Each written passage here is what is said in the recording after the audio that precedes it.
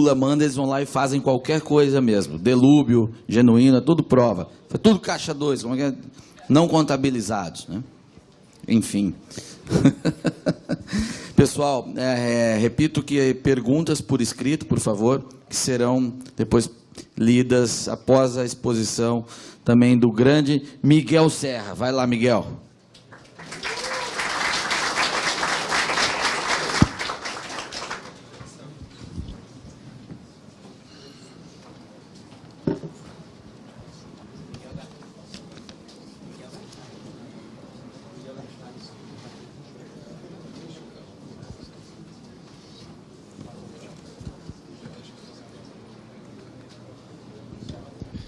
Bom dia.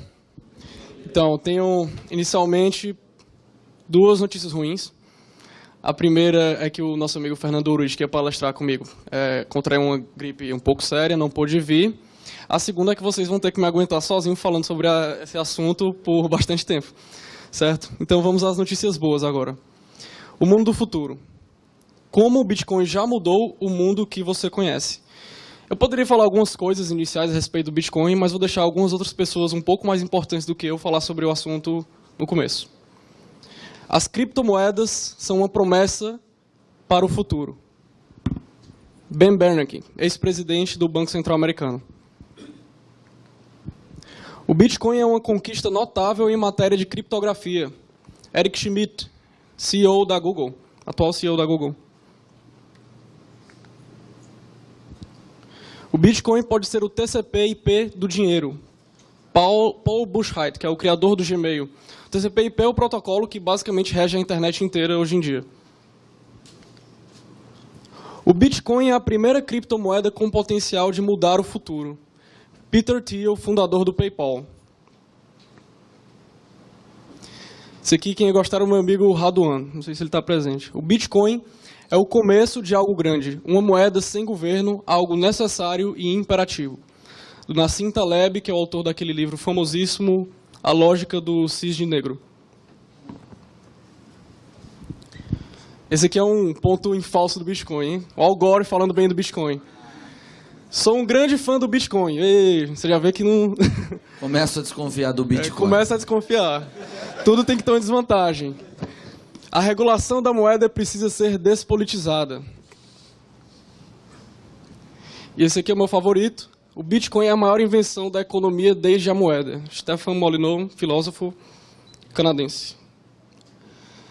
Então, alguns dados iniciais sobre o Bitcoin. Essa é um pequeno apanhado das bolsas de Bitcoin no mundo, certo? Tem, na verdade, muito mais do que isso. Aquela OKCoin é uma bolsa, não sei se dá para ler. Todo mundo, eu imagino que lá no final não dê para ler. A primeira ali colocada é a OKCoin, que é uma bolsa chinesa. É a maior bolsa de bitcoins do mundo. Aquelas três ali no final são as bolsas brasileiras mais comuns que os usuários do Bitcoin mais utilizam, que é o mercado Bitcoin, o Bitcoin 2U e a Foxbit. As carteiras mais ricas do Bitcoin, certo? O Bitcoin, eu vou já explicar um pouco como ele funciona. Você tem um endereço onde você pode receber dinheiro. Esses são alguns dos endereços mais ricos do Bitcoin. Um deles tem 39 milhões de dólares, outro tem 36, outros tem 26, outros tem 21 e outros 18 milhões de dólares. São só os 5 mais ricos, certo? Isso é para quem pensa que Bitcoin era aquela brincadeirinha de os nerdzinhos estão brincando com moeda digital e não tem gente grande envolvida nisso, tá certo. No mercado mundial de Bitcoin, a moeda está cotada atualmente a 238 dólares. São 14 milhões de moedas em circulação, que totaliza 3 bilhões de dólares americanos, certo? Quem aceita? Quem é que tem aceitado o Bitcoin como um pagamento, como algum tipo de doação? Em primeiro lugar, a Wikipédia. A Wikipédia, quando começou a aceitar o Bitcoin como doação, recebeu 140 mil dólares na primeira semana. Foi mais do que ela recebia assim, em pagamento nos últimos meses. A Victoria's Secret, um dado... É curioso. A Virgin Galactic, esqueci o nome dele, o Richard Branson, exatamente, pioneira na área da aviação. A Dell aceita, inclusive, para comprar computadores lá nos Estados Unidos. A Microsoft já aceita parcialmente para você fazer alguns tipos de pagamentos. A Tesla aceita. A Overstock é um caso curioso, porque é uma varejista que aceita bitcoins e cujo dono é digamos, um pensador, mas é um sujeito que entende economia austríaca. Ele, inclusive, já palestrou esse ano no Instituto Mises americano, explicando o modelo de negócios dele, como ele utiliza os princípios de Hayek. Inclusive, a gente vai falar um pouco disso, para a alegria do Rodrigo Marinho, não sei se ele está presente. O WordPress aceita também, a Newegg, Target Direct são duas grandes varejistas. Essa Showroom Prime é uma empresa que vende metais preciosos na Europa, também já aceita bitcoins como pagamento. Algumas empresas aéreas do leste europeu também já aceitam. E a Aeropacific também. Isso é um caixa eletrônico em bitcoins, certo? Isso já está acontecendo. Esses caixas estão disponíveis no Canadá, nos Estados Unidos, em alguns estados dos Estados Unidos. Se eu não me engano, também em Hong Kong e em Singapura você já encontra caixas eletrônicos desse no meio da rua para você conseguir sacar seu dinheiro em Bitcoin. Quem está falando sobre Bitcoin? O Bank of England já publicou 2 artigos sobre as criptomoedas, falando sobre essas inovações e como isso pode mudar radicalmente a economia. Uma maneira muito simples de você enviar Bitcoins, certo? É pelo Telegram, inclusive eu falo bastante disso. É muito simples, eu posso assinar depois, você clica no seu contato, tem um bot lá que consegue fazer uma carteira para você em 2 segundos e tudo resolvido. Mas como tudo começou, certo? De Hayek aos cypherpunks. Na verdade, tudo começou com isso daqui. E aí que começa a brincadeira. O Manifesto Cypherpunk, certo? Isso você encontra na internet, chama Cyphernomicon. Esse é um FAQ que essas pessoas, esses hackers que estavam criando a internet, fundando a internet nos anos 90, escreveram aí uma série de respostas às perguntas. Algumas das coisas, vocês estão vendo ali que está marcado The Future, o futuro, não sei se dá para ler também. Eles respondem, por exemplo, qual é a base ideológica deles, qual é o pensamento deles, que autores influenciaram essas pessoas. E nesse texto, se você procurar o termo libertarian, ele pode ser encontrado 45 vezes, é um texto de mais de 300 laudas. Se você procurar a palavra anarcho-capitalist, você encontra 13 vezes. E se você procurar qualquer autor da escola austríaca, você não encontra nenhum. Se não um. Quem? Friedrich A. Hayek. A desestatização da moeda. Esse talvez seja um dos livros mais importantes para entender a concepção do Bitcoin. Então, esses hackers, a partir dos anos 90, começaram a conceber esse mundo novo, que é o mundo da internet, e, na opinião deles, isso seria uma ferramenta muito útil para se esquivar das garras do governo. E como isso seria feito? Bom, uma das ferramentas principais que é mencionada naquele documento que eu falei no começo, o Cypherpunk Manifesto, é uma espécie de dinheiro virtual que você possa utilizar na internet e sobre o qual o governo não poderia atingir se não participando da economia e se utilizando das ferramentas matemáticas. Então, ele fica impedido de tomar o dinheiro à força. Ele só pode participar dessa agressão de roubar o seu dinheiro utilizando computadores. E aí, um sujeito, em 2008, conseguiu conceber essa criação de um dinheiro digital segundo a criptografia, que é o Satoshi Nakamoto. A gente não sabe exatamente quem é essa pessoa, ele publicava nos fóruns do Bitcoin, e ele publicou esse artigo chamado Bitcoin, a Peer-to-Peer Electronic Cash System. E aí ele explica o funcionamento disso. Esse cara simplesmente publicou esse artigo. Ele não desenvolveu o software, assim, inicialmente, ele só jogou a ideia. E aí, galera, o que vocês acham dessa ideia aqui, de sustentar um sistema eletrônico criptograficamente? Aí inventaram o aplicativo, um software do Bitcoin, em 2009, que é onde tudo começou. E o que é o Bitcoin? Isso aqui é para explicar um pouco como funciona o Bitcoin, certo? Um infográfico parece um pouco complexo, mas vamos simplificar isso daí. Na verdade, ele funciona de uma maneira bastante elegante, mas que, na aplicação prática, é extremamente simples. Como funciona uma transação de Bitcoin? Você tem as carteiras e os endereços de Bitcoins. Os endereços é para onde vão as moedas, certo? E os vários endereços que você pode possuir ficam reunidos na sua carteira.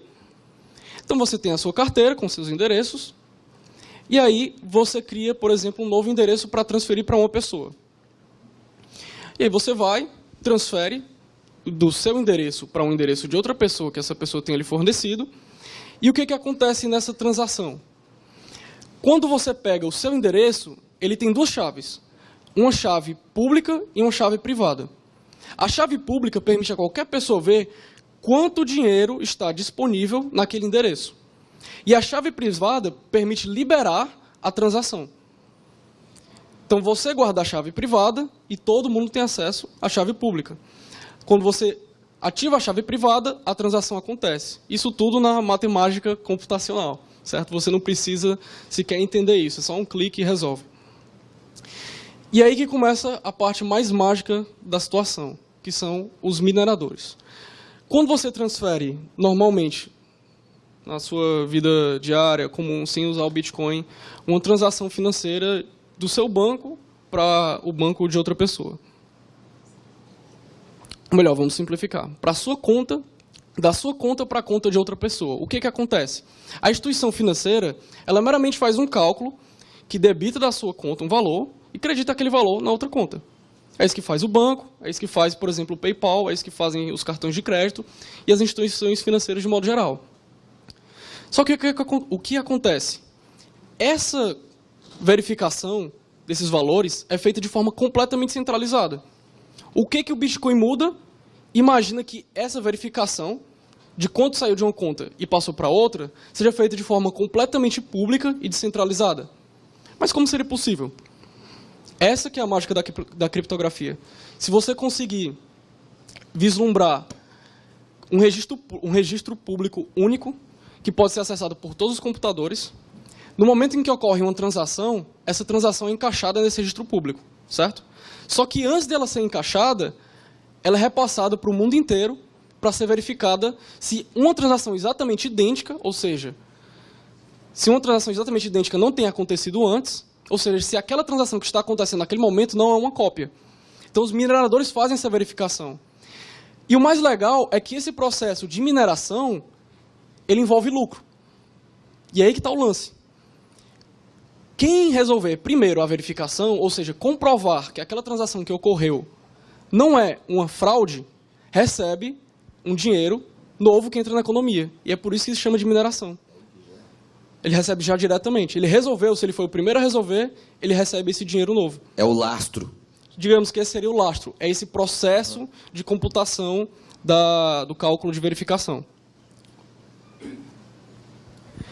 Então, depois que esse dinheiro é recebido, é criado um endereço automaticamente para o minerador que ganhou essa competição. Essa competição acontece o tempo inteiro na internet.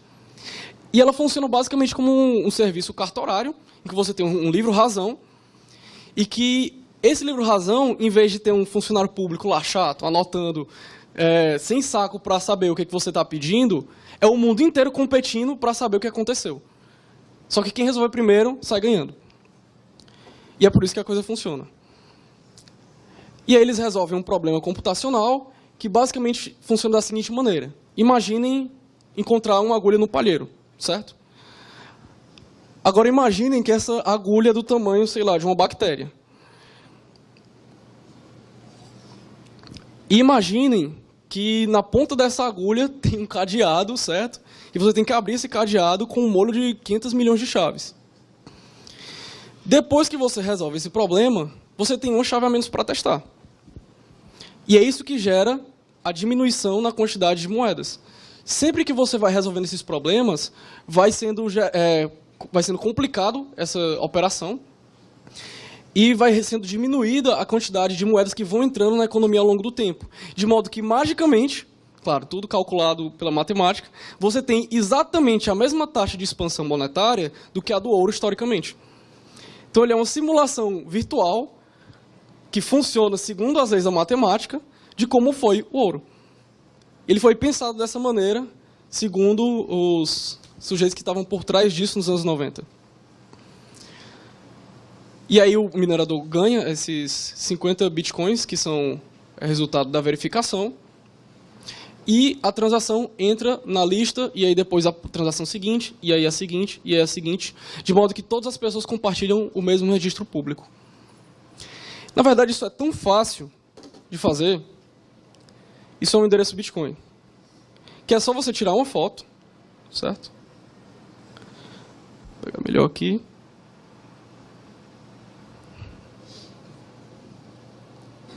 E transferir o dinheiro. Se vocês quiserem, vocês podem verificar esse endereço. Eu acabei de transferir R$50 para esse QR Code. Esse quadro agora é de uns R$50. Eu pediria que alguns de vocês tirassem uma foto, porque eu vou usar esse QR Code no final e alguns de vocês talvez fiquem interessados no conteúdo do quadro. Vou dar 5 segundos. Corre, galera. Acho que alguém vai se dar bem aí. É isso que a gente chama de competição de mercado. Se você não levantou o seu celular, adeus. Bitcoin 2.0. Agora vamos falar do assunto que realmente interessa, certo? Isso aqui que é o mundo do futuro. Até então, aquela tecnologia era só uma pretensão de moeda nova. E aí começam a surgir as novas tecnologias dentro do Bitcoin. Assim como começaram a surgir as novas tecnologias dentro da própria internet. Altcoins, colored coins, multi-signature, assinaturas múltiplas, sidechains e dApps. O que esses nomes complicados querem dizer? Vamos por partes. BitPay. Isso é uma solução simples, depois que as pessoas compreenderam o potencial do Bitcoin. É uma empresa, e essa é a maior do mundo que faz isso, que basicamente ela leva para você uma máquina que aceita Bitcoins e converte imediatamente para a sua moeda local. Então você não precisa lidar com nada, você contrata com o BitPay e já pode colocar na sua loja. Estou aceitando Bitcoins. Você nem precisa pensar no assunto. BTC Jam. Esse é um site de empréstimos, inclusive é um site brasileiro, mas que opera nos Estados Unidos. Você basicamente pode pedir dinheiro e emprestar dinheiro, com juros. É uma agiotagem privada, certo? Completamente desimpedida. E que está aí na internet para qualquer um utilizar. Inclusive, se você quiser emprestar dinheiro para um sujeito na Índia e aceitar os riscos, evidentemente, disso, você pode. Com ou sem consulta ao SPC e Serasa? Aí é que tá. Esse sistema, ele já está começando a desenvolver um sistema de crédito interno, que aí ele julga os usuários. Se esse usuário, claro, cometeu alguma fraude, algum golpe, ele é eliminado do sistema, ele vai ter que criar uma nova conta, e aí o risco dele vai lá para cima, aí fica mais difícil dele conseguir um empréstimo a juro baixo, e assim por diante. Então já tem o SPC Serasa, até aí já entrou. O rating dele fica pior que o do Botafogo, hein, Bia? Certo, esse broker é basicamente uma solução que permite você comprar qualquer coisa na internet que aceite cartão de crédito, alguma coisa do tipo, e ele funciona da seguinte maneira. Ah, e com desconto. Ele funciona da seguinte maneira. Você escolhe um item, por exemplo, na Amazon, eu quero comprar, não sei, a camisa do Botafogo, certo? Digamos que venda lá. É difícil, mas... Difícil. Enfim, é hipotético, né? É difícil, mas com Bitcoin você resolve. Você quer comprar e você seleciona a URL, coloca lá o item, e aí você diz quanto você quer pagar. Quanto desconto você quer naquele item, certo? Essa sua oferta vai para um registro público nesse site, e aí quem quiser pagar por esse item, ele compra os seus bitcoins que você quer pagar com aquilo e dá o dinheiro para a loja. E esse site intermedia toda essa relação. E aí facilita tudo. Então você pode comprar qualquer coisa por meio desse site em bitcoins. Bitrated, outra solução aí estilo SPC Serasa, que funciona naquela tecnologia do multi-signature. Eu explico o que é agora. Imagina que em vez de simplesmente eu transacionar de mim para você, de mim para o Paulo, certo? Aí eu coloco o Bira na jogada. Eu sou o Biratã. E aí temos 3 pessoas numa única transação. Quando eu faço a transação, eu vou precisar de pelo menos 2 pessoas aceitando para que ela ocorra. Se eu aceitar a transação e o Paulinho aceitar a transação, ela ocorre. Se eu aceitar e ele recusar, ela não ocorre. Com isso, essa tecnologia muito simples dentro do sistema Bitcoin, você já consegue criar um sistema de defesa do consumidor. Como assim? Se o Paulinho recusou a transação, é porque ele... Não, peraí. O item que eu comprei do Miguel, a camisa do Botafogo, ela não chegou. E agora? A gente aciona o professor Ubiratã. O professor Ubiratã vai lá, peraí, vamos ver aqui se a camisa do Botafogo chegou. Faz uma prova simples, vê um registro do correio, diz, olha, não, chegou, você tá de onda, viu, Paulinho? Só porque você não gosta do Botafogo. Nem eu. Nem ele. E aí, ele vai e aceita a transação, e aí tem 2 contra 1, e a transação acontece. E aí já tem um sistema simples de defesa do consumidor, e aí o professor Biratã, ele pode se cadastrar nesse site, Bitrated, e atuar como um árbitro dessas disputas simples de defesa do consumidor, e aí você tem os mais bem colocados e os menos bem colocados. Isso tudo já está acontecendo, pessoal, já tem pessoas do planeta inteiro utilizando isso. Mas aí é uma imposição da maioria. Eu quero ver depois a professora falando isso. Bom, falei das assinaturas múltiplas, e agora a gente vai falar um pouco de altcoins. Imagina que criem um concorrente do Bitcoin, certo? Por que fariam isso? Bom, não sei, alguma pessoa não gostou do Bitcoin, não gostou do fato de ele precisar de computadores muito especializados para que a gente faça aquela mineração, que é o processo de verificar as transações, e ele criou um negócio que funciona com computadores comuns, que é o Litecoin, e que funciona um pouco mais rápido. E aí essa já é a segunda moeda mais utilizada dentro das criptomoedas. Então é como se o Bitcoin fosse o ouro e o Litecoin fosse a prata. Nós já temos isso acontecendo dentro do Bitcoin. Só que aí dentro disso, outras moedas foram criadas. O Ripple, por exemplo, que basicamente funciona como sistema de crédito. Em vez de eu ter a moeda física, o sistema basicamente funciona da seguinte maneira. Eu digo que eu emprestei tanto, aí eu anoto o débito e a pessoa anota o crédito. E aí, assim sucessivamente, na cadeia de relações, você pode compensar o débito de uma pessoa com o crédito de uma pessoa lá na frente. E se você não gostar do Bitcoin, porque em vez de ele ser anônimo, o Bitcoin, ele é pseudônimo. Você tem toda a cadeia de transações, certo? Perpetuamente, ao longo da história. O que você não sabe é quem está por trás de cada transação exatamente, mas você sabe qual endereço está. Se você associa um endereço com a pessoa, bingo. Mas e se eu não quiser isso? Aí você cria uma moeda chamada Dash, que funciona de forma completamente anônima. E aí é tchau pro nosso amigo governo querendo meter a mão nas nossas transações. Mas aí você começa a criar essas moedinhas, certo? E a lista de algumas delas, Bitcoin, Ripple, Litecoin, Dash, Namecoin, uma série de moedinhas dessas. E aí você vai até uma moedinha que está na última, número 620, que são centavos. Criaram uma moeda chamada centavo também. Cada uma delas tem o próprio sistema? Cada uma delas é uma tecnologia à parte. Tá. É uma tecnologia à parte, como se fosse um site dentro da internet. É uma tecnologia dentro do mesmo protocolo do Bitcoin. E aí, essas moedas juntas já são um mercado de mais de 11 bilhões de reais. 11 bilhões de reais. Um negócio que começou tem, eu não sei, alguns anos, 6 anos, 7 anos, não é isso? Começou em 2009. E aí você percebe que essas moedinhas simples, que são meros concorrentes do Bitcoin, se você adicionar alguns incrementos em relação a elas, você já pode ter mudanças significativas. E aí você cria uma plataforma para desenvolver moedinhas diferentes, que é esse Omni, que é o antigo Mastercoin. Ou então você cria o Stellar, que é também um sistema financeiro, onde você pode modificar e criar recomendações e alternativas e testar tudo isso, todas essas moedinhas concorrentes. Ou você pode criar o Counterparty, que tem um sistema, uma bolsa de valores internas para essas moedinhas diferentes. Por exemplo, o que aconteceu no Counterparty, um artista estava cansada das gravadoras e ela criou a própria moeda. O nome dela era Tatiana, ela criou a Tatiana Coin. Certo? Daí depende do valor de face, né? No começo não valia nada, mas ela até chegou a ser uma das moedas mais bem cotadas nesse mercado.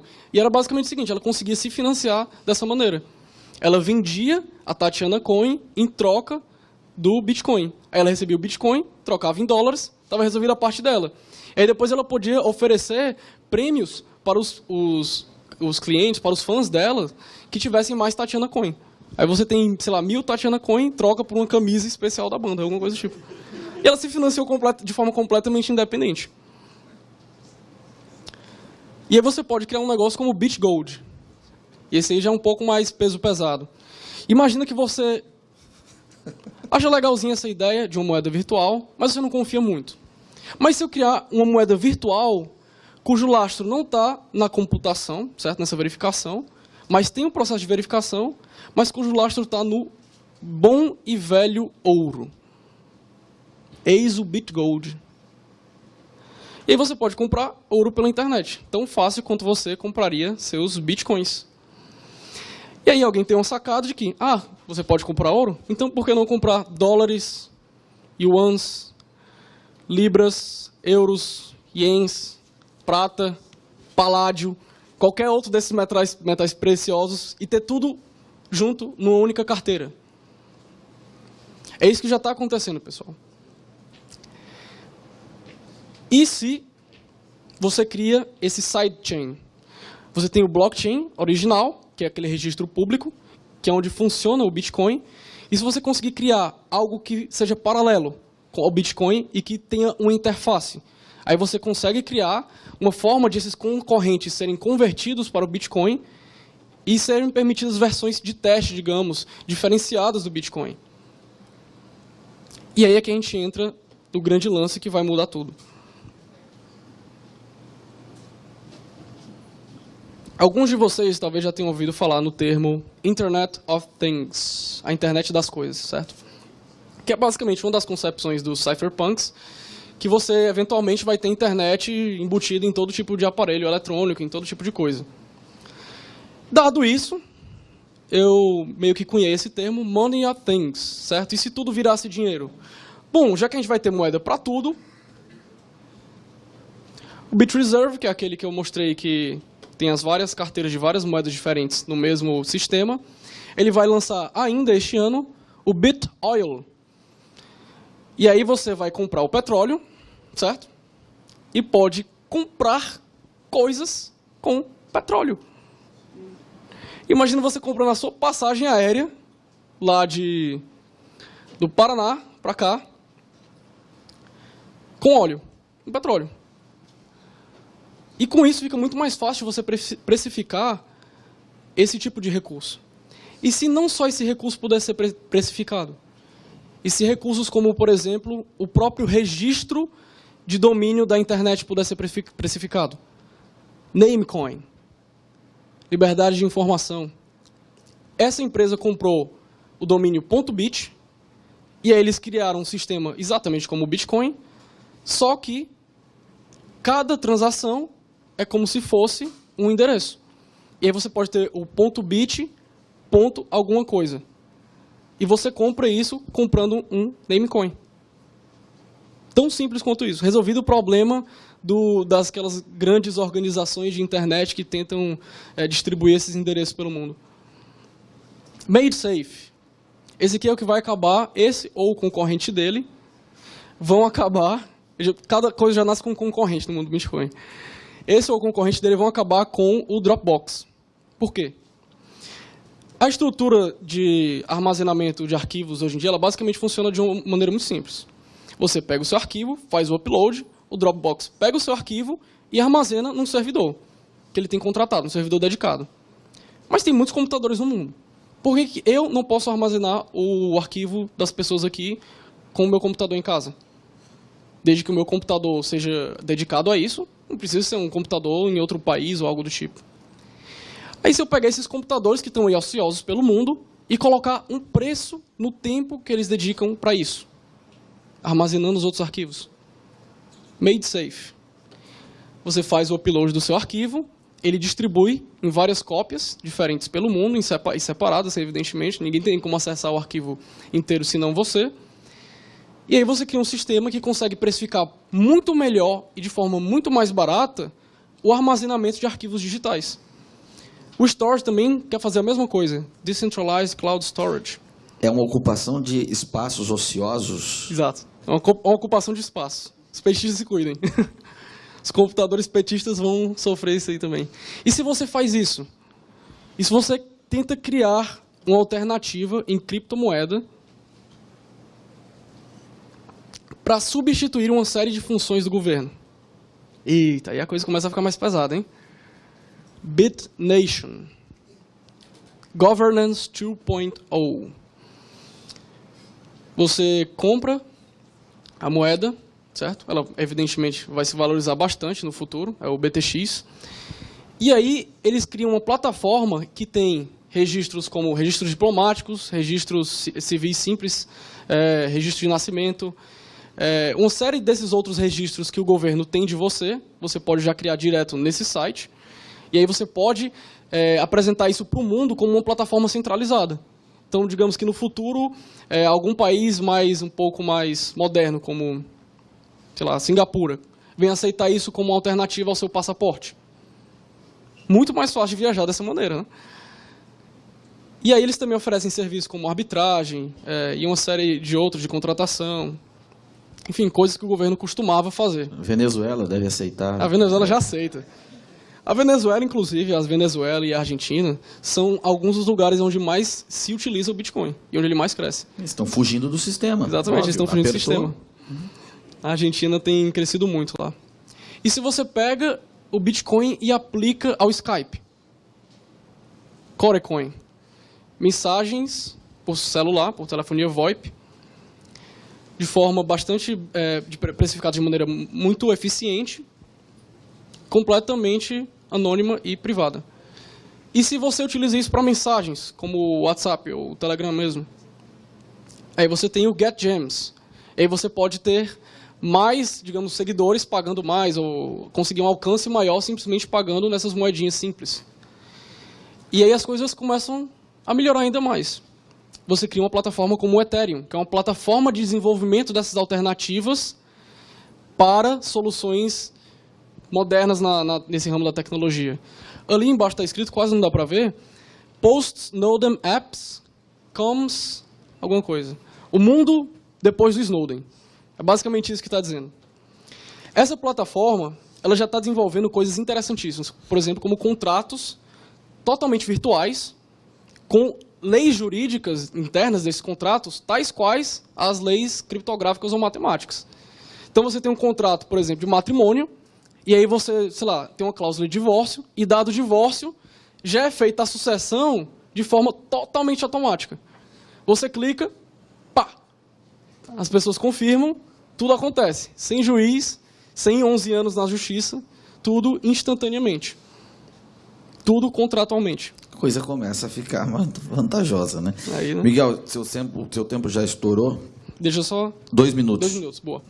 O Swarm é uma que começou como um projeto como Kickstarter, que você basicamente podia criar a sua solução de empresa, recolher o dinheiro, e aí esse dinheiro, você criava a moeda como uma Tatiana Coin, assim, digamos.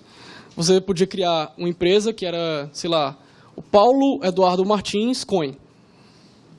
Certo? Aposto que ia ter muitos investidores. Eu ia dizer que o Tatiana Coin me soou meio picaretagem. Vamos aí que vai esse do Paulo Coin. Certo. E aí você cria e você aceita bitcoins, você recebe aquele dinheiro e dá o Paulo Eduardo Martins Coin para os seus clientes, certo? Para os seus investidores. E se você criar uma estrutura empresarial dentro do Paulo Eduardo Martins Coin, com voto e tudo, aí você tem o Swarm. Join the Abundance Revolution. É isso aqui que vai substituir a CVM e as juntas comerciais no futuro. Esse aqui que é o lance. E Eu vou partir para isso aí, Miguel. Que meu aqui pai vem vai me achar importante. o lado mais interessante, que é o Dark Wallet, certo? Você consegue fazer transações anônimas. Esse aqui é o mais legal. Você me dá mais 1 minuto só para falar desse? Só um minutinho. Tá. Esse aqui, meu amigo, se isso aqui der certo, esse aqui vai acabar com tudo. Vai acabar com tudo. Tanto que vai acabar até com essa palestra. Imagina que você tem uma informação secreta dentro da empresa e aí você anuncia essa informação no mercado, certo? E as pessoas podem pagar mais por essa informação. Aí quem pagar mais leva a informação. Quando a pessoa que recebe a informação checa, ela pode checar e ver, olha, está correto, beleza. Não está correto, ela aciona o sistema de árbitros do próprio site. E aí você tem, com isso, o potencial de, sei lá, acabar com a propriedade intelectual no mundo. Um sistema simples desse. Mas é um critério ou é uma bolsa de fofoca? É uma bolsa de fofocas criminosa, digamos assim, né? Tem uma mais criminosa ainda, e essa é uma ideia tipicamente cypherpunk, é uma loucura. Isso aí tem potencial também, assim, eu acho que as pessoas não vão aderir a isso. Uma matéria saiu na Forbes. é o mercado de assassinato. Isso aí é terrível. Terrível, terrível, terrível. Um sujeito, ele criou na Deep Web, certo? Uma página onde ele tem um ranking das pessoas mais procuradas no mundo, só que essas pessoas são pessoas públicas, como o Barack Obama e o próprio Ben Bernanke, que eu citei no começo, certo? O Ben Bernanke, inclusive, ele tem a cabeça mais bem cotada no mundo. Ele vale, acho que a cabeça dele vale 120 mil dólares. Aí o sistema funciona da seguinte maneira. As pessoas vão financiando, quando atinge um limite, tá lá. Certo? Tá lá o limite. Como é que você consegue esse dinheiro? Você faz uma alegação, um claim, que chama, né? Você vai lá e diz, olha, eu digo que esse sujeito vai morrer hora tal do dia tal. Ora, se você está precisando disso tudo, é porque você só pode ser o assassino. Aí você recebe o dinheiro. Certo? O Lula não tá lá? Tudo isso porque a galera não gostou do Lula.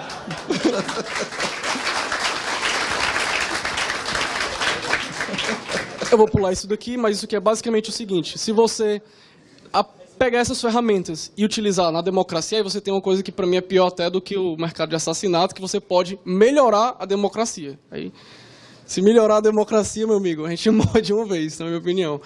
Ele funciona de forma que você consegue ter registros, por exemplo, das contas dos políticos. Você sabe onde ele está mandando dinheiro, de quem ele está recebendo. Você consegue criar sistemas de votos eletrônicos que realmente funcionam, segundo as leis matemáticas, e você consegue verificar. Não é aquela maluquice das urnas eletrônicas da Smartmatic. E você já estourou até o tempo extra. Tá certo, último slide. Último slide. É porque esse assunto eu preciso falar. Não, tá interessantíssimo, mas escassez, Miguel. É justo. O tempo então é escasso. eu posso pular esses e eu falo as perguntas, Pode. então. Eu termino, então, com essa citação do Peter Thiel. É justo. Eu vou pagar em bitcoins por esse tempo. Tem muita gente que pensa que não é possível, certo? Ele está falando do mundo pós-Bitcoin. Isso é uma coisa boa. Nós não precisamos nos preocupar muito com estas pessoas, porque, como elas pensam não ser possível, elas não vão nos levar muito a sério e não vão tentar nos impedir até que já seja tarde demais. E aí eu encerro. Excelente. Muito obrigado. Certo? Parabéns.